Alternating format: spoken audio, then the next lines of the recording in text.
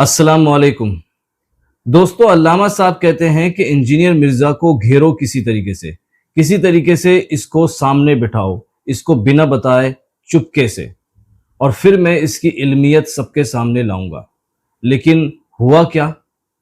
अल्लामा साहब इस तरह जलील हुए, इस तरह उनकी इज्जत की वाट लगी कि वो सब आपके सामने है। आपने भी अल्लामा हिशाम इलाही ज़हीर साहब की वो लीक्ड ऑडियो सुन ली होगी।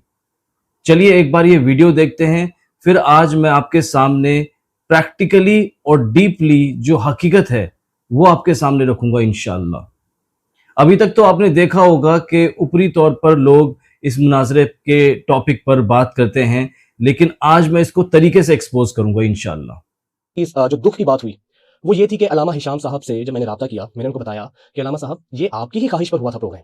मेरे पास सबूत मौजूद हैं और आज मैं मजबूर हूं अपनी वजाहत देने पर, क्योंकि मुझे इनबॉक्स में गालियां दी जा रही हैं, मुझे फोन कॉल्स पे धमकियां दी जा रही हैं और मेरे पे ये इल्जाम लगाया जा रहा है कि मैंने इंजीनियर मोहम्मद अली मिर्जा से कोई मिलकर मैच फिक्स किया हुआ था। अच्छा, ये मैं सबूत के लिए एक नॉर्मल सा वॉइस मैसेज है, इसके अंदर कोई ऐसी चीज नहीं है, लेकिन ये मैं सबूत के लिए दिखा रहा हूं आपको वॉइस मैसेज। ये वॉइस मैसेज है, ये जरा सुन लें, ये कोई फोन कॉल की रिकॉर्डिंग नहीं है।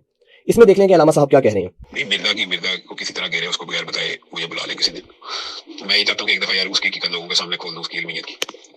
अच्छा, ये वॉइस मैसेज तो सुन लिया आपने कि जिसमें अलामा साहब कह रहे हैं कि मिर्जा को किसी दिन घेरें, मिर्जा को मेरे सामने लाकर बिठाएं, मैं चाहता हूं कि उसकी इल्मियत जो है लोगों के सामने बेनकाब करूं। हिशाम साहब की ख्वाहिश पर मैंने इंजीनियर मोहम्मद अली मिर्जा साहब से रब्ता किया और मैंने उनको कहा कि हिशाम साहब भी ये चाहते हैं कि आप उनके साथ आगे बैठें। उन्होंने कहा कि ठीक है, अगर प्रोग्राम लाइव है और अपने अपने हिस्से की बात करेंगे तो मैं आने को तैयार। तो 19 रमजान मंडे का दिन हमारा तय हुआ कि मंडे के दिन तो 2 दिन पहले मुझे अलामा हिशाम साहब ने वॉइस मैसेज किया, वो भी मैं सुनवा सकता हूँ कि मेरी मसरूफियत है, तो आपको पता है कि जो हालात चाह रहे हैं मैं नहीं आ सकता। बिल्कुल, अलामा साहब ने कहा कि मैं नहीं आ सकता, 2 दिन पहले बात करें। तो इसमें अलामा साहब, मैंने कहां पे झूठ बोला है या मैंने क्या ऐसी बात कही है कि जो मेरे पे इल्जाम लगाया जा रहा है कि आपने टाइम नहीं दिया था। लेकिन अलामा साहब, मुझे दुख इस बात का हुआ, बहुत ज्यादा दुख और तकलीफ इस बात की हुई। मैंने बल्कि आपको उस वक्त ऑफर भी की कि अगर ऐसी चीजें, आप मसरूफ थे, अगले दिन आ जाए, किसी भी दिन आ जाए और हमारा लाइव प्लेटफॉर्म नियो टीवी का आपके लिए हाजिर है, आप अपना मुकदमा रखें सामने। लेकिन उल्टा इस बात के बजाय कि आप खुद आते प्रोग्राम में, मेरे नंबर को सर्कुलेट कर दिया गया। मुझे लाइव प्रोग्राम के दौरान इतनी फोन कॉल्स आई हैं, धमकियों के मैसेजेस आए हैं, वो सभी मेरे पास मौजूद है। वीडियो देखिए आपने, अल्लामा साहब पहले क्या बातें कर रहे थे और फिर बाद में इन्होंने क्या किया, यही इनकी हकीकत है।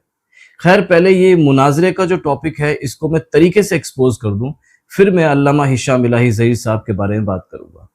तो इसमें जो ये मुनाजरे को लेकर जितने भी ये अल्लामा, मुफ्ती, मौलवी, मैं सबका नाम नहीं लूंगा, आप खुद समझदार हैं, समझ जाएंगे। जो भी लोग ये कहते रहते हैं ना कि इंजीनियर साहब के साथ मुनाजरा करना है, एक बार सामने बैठा दो और ये वो, इनकी हकीकत पता क्या है? जो आपने देखा होगा मोहल्ले में, गली में कोई एक होता है ना, एक बदमाश टाइप का जो बड़ी बड़ी डींगे मारता है और बदमाश बनने की कोशिश करता है, और किसी झगड़े वाली सिचुएशन में अगर उसको दो चार लोग पकड़ लें तो फिर वो कहता है कि अरे मुझे छोड़ो, अगर तुम मुझे छोड़ दोगे तो मैं ये कर दूंगा और वो कर दूंगा। और बाई चांस जब किसी दिन उसे छोड़ दो तो उससे कुछ भी नहीं होता, वो भीगी बिल्ली बन जाता है, लेकिन बस वो डींगे मारता रहता है। यही कुछ हकीकत है इन मुफ्ती, मौलवी, अल्लामा, इन सब की। ये वैसे तो कहते रहते हैं कि एक बार इंजीनियर साहब सामने बैठ जाएं, और जो इंजीनियर साहब ने ये जो शर्त लगा रखी है कि बड़े से लिखवा के लाओ, ये सही नहीं है, और इंजीनियर साहब एक बार सामने बैठ जाएं तो हम ये कर देंगे और हम वो कर देंगे। लेकिन जब कभी इंजीनियर साहब एक्सेप्ट कर लेते हैं और इंजीनियर साहब अग्री हो जाते हैं सामने बैठने के लिए, इनके साथ बैठने के लिए, तो होता क्या है? तो ये गायब हो जाते हैं दुम दबा के, रफू चक्कर हो जाते हैं। और यही सब कुछ हुआ।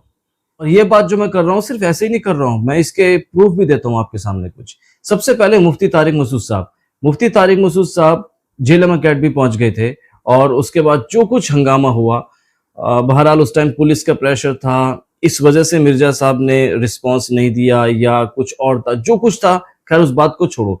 लेकिन उसके कुछ ही दिनों बाद इंजीनियर साहब ने यह कह दिया था कि जी मुफ्ती साहब का जेलम अकेडमी आना और सामने बैठना, इसमें बहुत सारे सिक्योरिटी इश्यूज हो जाते हैं, तो इससे बेस्ट ऑप्शन ये है कि मैं जो हूँ हफ्ते में 3 या 4 दिन लाइव होता हूँ, ऑनलाइन होता हूँ। तो आप जो है मुफ्ती साहब किसी भी दिन आप ऑनलाइन आ जाएं और ऑनलाइन बैठ के बात कर लें। इतना लंबा अरसा हो चुका है उस बात को, आज तक मुफ्ती साहब ऑनलाइन इंजीनियर साहब से बात करने नहीं पहुंचे। दूसरा, साद रिजवी साहब, उन्होंने किस तरीके से चैलेंज किया था इंजीनियर साहब को कि आप जो है सामने बैठो एक बार, फिर मैं बताता हूं, और बड़े एटीट्यूड के साथ चैलेंज किया था। और जब इंजीनियर साहब ने उसको एक्सेप्ट कर लिया और कहा कि बिल्कुल मैं रेडी हूँ सामने बैठने के लिए। तो उसके बाद क्या हुआ, साद रिजवी साहब ने फिर उसके बाद पॉडकास्ट में ये बोला कि मुझसे इस बारे में बात ही मत करो, मुझसे जो है इंजीनियर साहब के बारे में बात मत करो, मुझे कुछ बात नहीं करनी। तीसरा, मुफ्ती हनीफ कुरैशी साहब, उन्होंने झेलम एकेडमी जब वो गए थे तो जाने से पहले उन्होंने वीडियो में क्या कहा था कि जी हम जो है वहाँ पर जिस तरीके से संडे को पब्लिक सेशन होता है और लोग वहाँ पहुँचते हैं, तो हम भी जाएंगे वहाँ पर, चाय समोसा नाश्ता कर लेंगे और थोड़ी बहुत गुफ्तगू भी कर लेंगे इंजीनियर साहब के साथ। लेकिन वहाँ पर हुआ क्या, वहाँ नीचे पहुँचने के बाद वहाँ उन्होंने हंगामा किया और शायद वो ये चाह रहे थे कि किसी तरीके से इंजीनियर साहब नीचे उतर के आएँ और फिर वो वहाँ पर कुछ न कुछ सिचुएशन क्रिएट कर दें और हो सकता है इंजीनियर साहब के ऊपर हमला हो जाए वहाँ पे। क्योंकि मुफ्ती हनीफ कुरैशी साहब, इनके साथ तो इस तरीके के लोग रहते हैं ना, इनका तो पास्ट और हिस्ट्री देख लें आप कि इन्होंने उकसा के क्या कुछ नहीं करवाया। खैर जो कुछ हुआ उस दिन, बहरहाल उन्होंने जो है जाने से पहले जो कुछ कहा था वहां पे जाके झेलम एकेडमी के सामने जाके वो पलट गए और उन्होंने वहां पे जाके कुछ अलग ही सीन क्रिएट करने की कोशिश। मतलब बिल्कुल क्लियर सी बात थी कि झेलम एकेडमी जाने से पहले उनकी बातें क्या थी और वहां पहुंचने के बाद उन्होंने क्या किया। बहरहाल बस वो यही चाह रहे थे कि किसी तरीके से इंजीनियर साहब नीचे आए और फिर वही वाला इनका जो है कि कोई गाजी उठे और ये कर दे और वो कर दे, बस यही कुछ हंगामा करने की उनकी कोशिश थी। उन्होंने भी जो है फिर अजीब सा ही सीन वहां क्रिएट किया, बजाय ये कि चुपचाप ऊपर जाते और वो आराम से इंजीनियर साहब से बात भी करते। और अब ये अल्लामा हिशाम इलाही ज़ही साहब सालों से चीख रहे थे कि किसी तरीके से इंजीनियर साहब सामने बैठ जाए, हम ये कर देंगे और वो कर देंगे। फिर टीवी चैनल का जो होस्ट था उसको भी खुद उन्होंने बोला, वो लीक्ड ऑडियो आप सबके सामने ही है, और जब इंजीनियर साहब आ गए तो खुद फरार और रफू चक्कर हो गए। तो खैर बस यही हकीकत है इन अल्लामा मुफ्ती मौलवी लोगों की। और आपने वो भी देखा होगा जो उवैस रब्बानी साहब ने कुछ टाइम पहले आके बताया था कि जब वो मुफ्ती हनीफ कुरैशी को लेके गए थे तो वहां पर उनको ले जाने से पहले उन्होंने काफी सारे मुफ्ती मौलवियों से कांटेक्ट किया, तो सबके सब जो लोग थे वो पीछे हट गए या फिर उन्होंने कुछ ना कुछ अजीबोगरीब बहाने बनाए। तो यही रियलिटी है। ये जो है ना इंजीनियर साहब के सामने नहीं बैठने वाले, खुद नहीं बैठने वाले, ये सिर्फ बहाना मारते हैं क्योंकि इनको पता है इंजीनियर साहब ने कंडीशन रखी हुई है कि जी बड़े से लिखवा के लाओ। तो उस वाली कंडीशन की आड़ में जो है ना उसका बहाना लेके ये लोग बस ये कहते रहते हैं कि अरे इंजीनियर साहब को सामने बैठाओ एक बार, इंजीनियर साहब को सामने बैठाओ एक बार। बहरहाल इसी तरीके से अगर इंजीनियर साहब किसी और के साथ भी सामने बैठने के लिए अग्री हो जाएं तो उसने भी यही करना है, उसने भी जो है ना गायब हो जाना है फिर। और बाकी छोटे मोटे मौलवी की बात तो मैं क्या करूं, क्योंकि उनके साथ बैठना ना बैठना बराबर है। वो तो अगर सामने बैठ भी जाएं तो सिर्फ चिल्लाते ही रहते हैं, एक ही चीज को पकड़ के बस चिल्लाना ही होता है। ना तो उन्होंने कुछ सुनना होता, ना कुछ उन्होंने समझना होता, ना उन्होंने कुछ बात करनी होती तरीके से।